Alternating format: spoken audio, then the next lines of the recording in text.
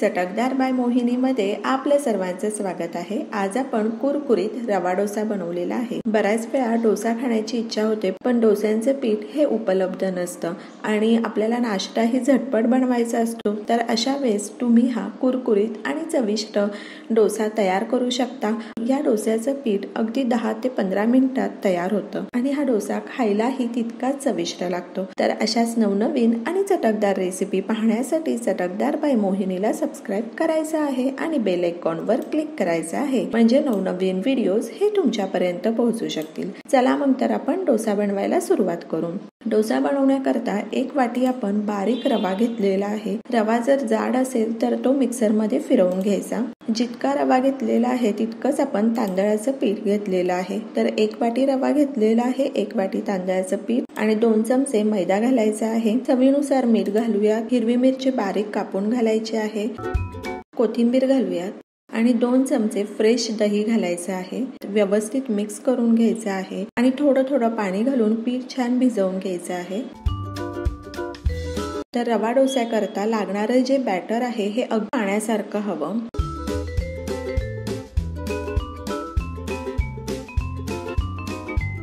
जवळपास या पिठामध्ये 1 ग्लास पाणी घातलेलं आहे आणि पीठ 10 मिनिटाकरता आपण झाकून ठेवूयात, जेणेकरून रवा छान फुलला जाईल। तर या ठिकाणी 10 मिनिट झालेले आहेत। तुम्ही पाहू शकता पीठ आपलं थोडं घट्ट झालेलं आहे। पाण्यामध्ये जसजसा रवा भिजला जातो तसतसा तो फुलला जातो। जेव्हा आपल्याला असं वाटेल की पीठ थोडं घट्ट झालेलं आहे की पाणी घालायचं, पीठ मिक्स करून घ्यायचं। पाणी घातल्यानंतर जर मीठ आपल्याला कमी वाटत असेल तर चिमूटभर मीठ घालायचं आणि मिक्स करून घ्यायचं। या ठिकाणी तुम्ही पाहू शकता आपल्याला रवा डोसा बनवण्याकरता इतपत पातळ पीठ हवं आणि तवा गरम झालेला आहे। तेल घालायचं आहे, टिश्यू पेपरने पुसून घेऊयात। रवा डोसा बनवताना पीठ सोडताना पहिलं साईडने पीठ सोडायचं आहे आणि नंतर मध्ये घालायचं आहे। एकदा तवा गरम झाला की मध्यम आचेवर आपण हा डोसा छान कुरकुरीत होईपर्यंत भाजून घेणार आहोत।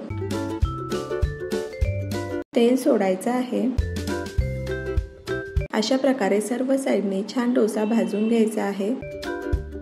तर या ठिकाणी तुम्ही पाहू शकता डोसा अगदी छान कुरकुरीत झालेला आहे। काढून घेऊयात। तर अशाच प्रकारे आपण सर्व डोसे हे बनवून घेणार आहोत। आपले डोसे किती सुंदर आणि कुरकुरीत झालेले आहेत।